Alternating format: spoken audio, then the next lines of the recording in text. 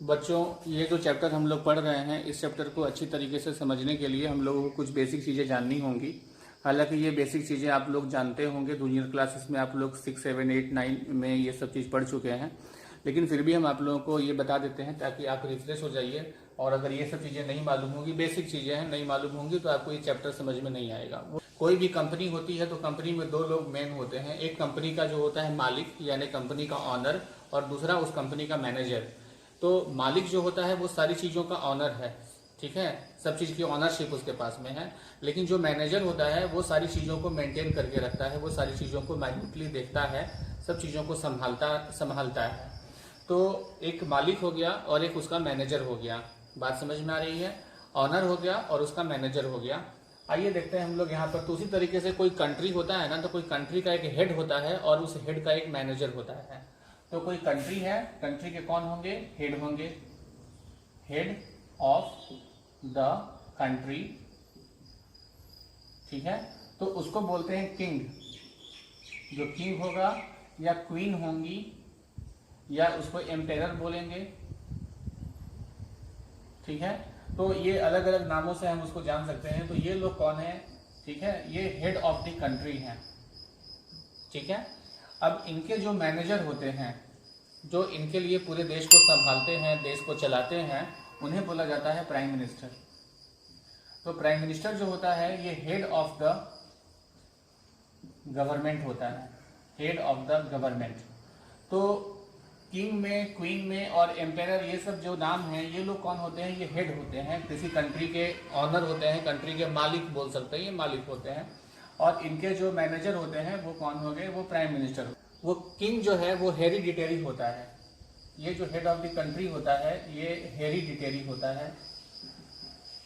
Hereditary का मतलब होता है कि इस किंग के बाद जो अगला किंग बनेगा वो उसका ब्लड रिलेटिव होगा या उसके फैमिली का मेंबर होगा, ठीक है। मतलब कोई राजा का अगर डेथ होता है या उस राजा के बाद, क्वीन के बाद कौन बनेंगे, तो उस घर में जो सबसे एल्डेस्ट मेंबर हैं वो बनेंगे, या जो भी बनेंगे लेकिन उसके फैमिली के बनेंगे। पब्लिक उसको नहीं चुनती है।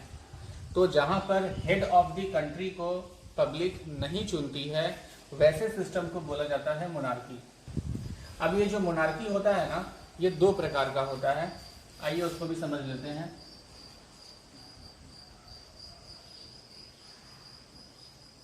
एक होता है एब्सोल्यूट मोनार्की, और जो दूसरा होता है वो होता है कॉन्स्टिट्यूशनल मोनार्की।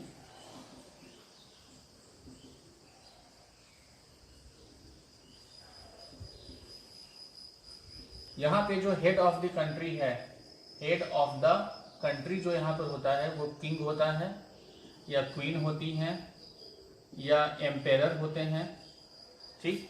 कॉन्स्टिट्यूशनल मोनार्की में भी यही होता है, उन्हें किंग बोलते हैं, क्वीन बोलते हैं या एम्पेरर बोला जाता है। इसमें कोई अंतर नहीं है। ये भी जो है हेरिडिटरी होते हैं। हेरिडिटरी का मतलब कि उनका इलेक्शन नहीं होता है, ठीक है। वो ब्लड रिलेटिव होते हैं, वो अपने आप बन जाएंगे। वो एक आदमी का डेथ होगा या वो हटेगा तो उसी के फैमिली से कोई बनेंगे, इलेक्शन बिल्कुल नहीं होगा। तो कॉन्स्टिट्यूशनल मोनार्की में भी ये हेरिडिटरी होता है। मतलब जो हेड ऑफ द कंट्री होता है वो हेरिडिटरी होता है। दोनों में ये सिमिलरिटीज बता रहे हैं। अब दोनों में डिफरेंसेस क्या है? डिफरेंस ये होता है कि जो ये पॉइंट नंबर 1, ये पॉइंट नंबर 2 समझिए। पॉइंट नंबर 2 क्या है कि जो एब्सोल्यूट का मतलब होता है कंप्लीट, टोटल पावर जो है ये किंग के पास होता है, हेड ऑफ द कंट्री के पास होता है। सारी ताकत उसके पास होती है। इस देश में क्या होगा क्या नहीं होगा, उसके मुंह से जो बात निकल गई वही उस देश के लिए कानून हो गया, वही उस देश का कॉन्स्टिट्यूशन हो गया, ठीक है। बाकी किसी की मर्जी वहां नहीं चलती है, वो अपनी हर तरीके से मनमानी किया करता है। इसको बोलते हैं एब्सोल्यूट मोनार्की। फॉर एग्जाम्पल कि ये किंग है और किंग के नीचे में जो प्राइम मिनिस्टर हैं, लेजिस्लेचर हो गया, एग्जीक्यूटिव हो गया, जुडिशरी हो गया, और इसके नीचे में प्राइम मिनिस्टर हैं। तो प्राइम मिनिस्टर कौन बनेगा ये डिसाइड करता है किंग। उसको जिसको मन करेगा उसको प्राइम मिनिस्टर बना देगा। अपने बेटे को प्राइम मिनिस्टर बना देगा, अपने दामाद को प्राइम मिनिस्टर बना देगा, किसी को भी प्राइम मिनिस्टर बना देगा, उसकी मर्जी है, कोई उस पर क्वेश्चन नहीं कर सकता है, ठीक है। आइए कॉन्स्टिट्यूशनल मोनार्की में क्या होता है, पॉइंट नंबर 2, यहाँ जो किंग होते हैं और जो किंग का जो प्राइम मिनिस्टर होता है, ये प्राइम मिनिस्टर इलेक्टेड होता है, मतलब इसको पब्लिक चुनती है। पब्लिक चुनती है कि हमारा प्राइम मिनिस्टर कौन होगा, और किंग क्या पब्लिक चुन करके देगी, और किंग क्या करेगा, उसको अपॉइंट कर देगा कि हाँ ठीक है भैया लो ये तुम्हारा प्राइम मिनिस्टर है। तुम लोग बताओ कि प्राइम मिनिस्टर हम किसको अपॉइंट करें। इलेक्शन होता है उस देश में, पब्लिक इलेक्शन वोट देती है, अपने प्राइम मिनिस्टर को चुनती है, डायरेक्ट या इनडायरेक्ट इलेक्शन जो भी हो सकते हैं, और प्राइम मिनिस्टर और किंग क्या करते हैं, उस प्राइम मिनिस्टर को अपॉइंट, उस व्यक्ति को प्राइम मिनिस्टर अपॉइंट कर देते हैं। बात समझ में आ रही है। तो यहाँ पे देखिए कि तो total power prime minister king के पास नहीं है, ठीक है। तो यहाँ पर टोटल पावर किसके पास होता है, यहाँ पर एक कॉन्स्टिट्यूशन होता है, और कॉन्स्टिट्यूशन के हिसाब से पूरा देश चलता है। राजा होता है, लेकिन राजा भी कॉन्स्टिट्यूशन के हिसाब से चलता है, ठीक है। लेकिन एब्सोल्यूट मोनार्की में क्या होता है, कोई कॉन्स्टिट्यूशन नहीं होता है, राजा अपनी मनमानी करता है, सारी ताकत उसकी मुट्ठी में है। प्राइम मिनिस्टर को वो जिसको चाहे उसको बना देगा, और जितना दिन के लिए चाहे उतना दिन के लिए रखेगा। आज प्राइम मिनिस्टर बनाया, कल उसको मन भर गया उससे, कल उसको हटा देगा, या उसको 20-25 साल तक उसी को प्राइम मिनिस्टर भी रख सकता है, उसमें कोई रिस्ट्रिक्शन नहीं है, सारी की सारी पावर्स उसके पास होती है। तो हम समझते हैं एब्सोल्यूट मोनार्की में और कॉन्स्टिट्यूशन मोनार्की में आप लोगों को अंतर समझ में आ गया है। अब हम लोग एक तीसरा सिस्टम पढ़ेंगे, वो क्या होता है, वो है रिपब्लिक। रिपब्लिक किसे बोलते हैं, ठीक है। आइए देखिए, तो क्या होता है, किसी कंट्री में दो मेन पीपल होते हैं, एक होता है हेड ऑफ कंट्री, जो कि ये है, किंग है यहाँ पर, और दूसरा जो होता है वो है हेड ऑफ गवर्नमेंट, ठीक है। ये मालिक है, ये ऑनर है, और ये उसका मैनेजर है, जो कि प्राइम मिनिस्टर है। बात समझ में आ रही है। एब्सोल्यूट और कॉन्स्टिट्यूशन में मैंने अंतर समझा दिया है आपको। आइए तीसरा चीज हम लोगों को समझना है कि रिपब्लिक क्या होता है। रिपब्लिक एक ऐसे देश को बोलते हैं, एक ऐसा देश जहां पर जो हेड ऑफ द कंट्री होता है वो इलेक्टेड होता है, मतलब उसे पब्लिक चुनती है, ठीक है। और हेड ऑफ द गवर्नमेंट यानी इसको प्राइम मिनिस्टर बोला जाता है, और प्राइम मिनिस्टर को भी पब्लिक चुनती है, डायरेक्ट या इनडायरेक्ट किसी तरीके से भी। वास्तव में क्या है, जैसे कि हमारा देश जो है वो रिपब्लिक है, ठीक है। तो हमारे देश में क्या सिस्टम है कि हेड ऑफ द कंट्री जो होते हैं वो हमारे यहाँ पर कहलाते हैं प्रेसिडेंट। हम लोग अपने हेड ऑफ द कंट्री को बोलते हैं प्रेसिडेंट होते हैं, हेड ऑफ द कंट्री हमारे, ठीक है। और ये इलेक्टेड होते हैं, इलेक्टेड माने चुना जाता है, ये हेरिडिटरी नहीं होते हैं, ठीक है। बात समझ में आ रही है। और जो प्राइम मिनिस्टर होता है वो भी उसका भी इलेक्शन होता है, ठीक है। तो ये प्रेसिडेंट हो गए, और प्रेसिडेंट के नीचे में 3 ऑर्गन है, लेजिस्लेचर, एग्जीक्यूटिव और जुडिशियरी। तो जो एग्जीक्यूटिव का हेड होता है उसे ही प्राइम मिनिस्टर बोला जाता है, और यही आदमी हेड ऑफ द गवर्नमेंट कहलाता है, ठीक है। तो ये ऑनर हो गए कंट्री के तरीके से आप कह सकते हैं, ये ऑनर है और ये मैनेजर है, आपको समझाने के लिए हम बोल रहे हैं, ठीक है। तो हमारे देश में क्या रूल है कि जो पब्लिक है वो लेजिस्लेचर में बैठे हुए लोगों को चुनती है, लेजिस्लेचर को चुनती है, पार्लियामेंट को चुनती, लेजिस्लेचर को पार्लियामेंट भी बोला जाता है, पार्लियामेंट हमारे देश में। तो हमारे देश की जो पब्लिक है वो चुनती है लेजिस्लेचर को, पार्लियामेंट को, और ये पार्लियामेंट जो है ये चुनता है प्राइम मिनिस्टर को, तो संसद चुनती है प्राइम मिनिस्टर को। तो ये इनडायरेक्टली प्राइम मिनिस्टर चुना रहे हैं, भले इनडायरेक्टली चुना रहे हैं लेकिन चुन तो पब्लिक ही रही है। उसी तरीके से फिर यही लोग जो हैं प्रेसिडेंट को चुनते हैं।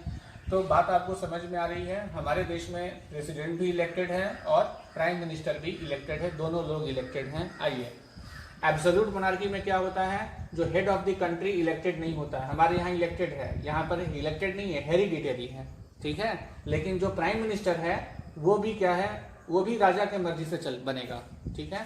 कॉन्स्टिट्यूशनल मोनार्की में क्या होता है कि जो हेड ऑफ द कंट्री है वो भी यहाँ पर किंग होता है, और वो भी हेरिडिटरी ही होता है, उसका भी इलेक्शन नहीं होता है। लेकिन जो प्राइम मिनिस्टर होता है, हेड ऑफ द गवर्नमेंट जो होता है, हेड ऑफ द गवर्नमेंट जो होता है वो इलेक्टेड होता है, मतलब पब्लिक इसको चुनती है। ये बात आपको समझ में आया। इसका एग्जाम्पल है आपको ब्रिटेन। Japan, Switzerland.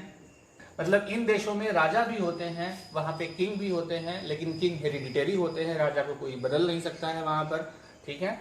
लेकिन वहां जो प्राइम मिनिस्टर होते हैं उन्हें पब्लिक चुनती है। समझ में आया? तो ऐसा जो कॉन्स्टिट्यूशनल मोनार्की है, तो इसको हम लोग डेमोक्रेसी बोलेंगे कि यहाँ पर डेमोक्रेसी है, ठीक है। डेमोक्रेसी है मतलब कि ऑटोक्रेसी नहीं है। ऑटोक्रेसी का मतलब होता है, ऑटो मतलब अपने से, सारा चीज मेरी मुट्ठी में है, जो चाहेंगे हम करेंगे, जिसको मन करेगा उसको प्राइम मिनिस्टर बनाएंगे, जिसको मन करेगा उसको जज बनाएंगे, जिसको मन करेगा उसमें पार्लियामेंट में बैठाएंगे। तो ऐसा सिस्टम को बोलते हैं एब्सोल्यूट मोनार्की। इसका जो एग्जाम्पल है वो है सऊदी अरेबिया,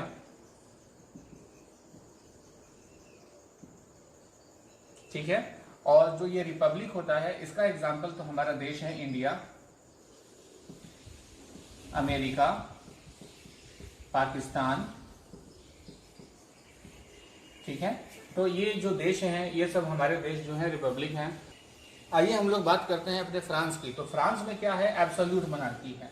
फ्रांस के राजा के पास सारी पावर्स हैं, वो जिसको जो मन करता है सो करता है, जैसा मुंह से उसका निकल गया वो उस पूरे देश के लिए कानून हो गया। वहां पर कोई कॉन्स्टिट्यूशन नाम की कोई चीज नहीं है। फ्रांस में लोग इसी से परेशान होकर के, क्योंकि सामाजिक स्थिति भी बुरी है, फ्रांस में लोग मर रहे हैं अनाज के बिना, सब्सिस्टेंस क्राइसिस है, तो वहां के लोग रिवोल्ट करते हैं, जिसे कि फ्रेंच रेवोल्यूशन बोला जाता है। और फ्रेंच रेवोल्यूशन में क्या होता है कि जो फ्रांस जो एब्सोल्यूट मोनार्की था वो कॉन्स्टिट्यूशनल मोनार्की में चेंज हो जाता है।